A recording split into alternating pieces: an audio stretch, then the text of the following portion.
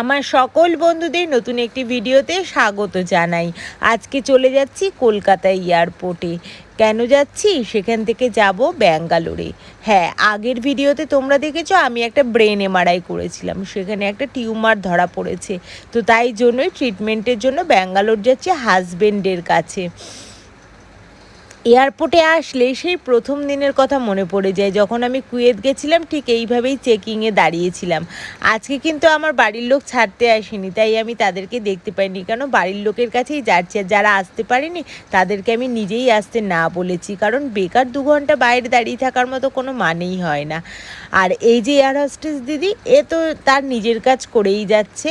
যাই হোক, প্রতিটি প্লেনেরই একই নিয়ম। কলকাতা হচ্ছে এমন একটা শহর বা নিজের শহর যেটা ছাড়তে কারোরই মন চায় না, কিন্তু একটা না একটা সময় কোনো না কোনো কারণবশত সবাইকেই ছেড়ে চলে যেতে হয়। দূর থেকে দেখো কলকাতা শহরটা কত সুন্দর লাগছে না? আমার কিন্তু পরবর্তী ভিডিওটি দ্বিতীয় পার্টে থাকবে, অবশ্যই দেখো। বাই বাই সবাইকে।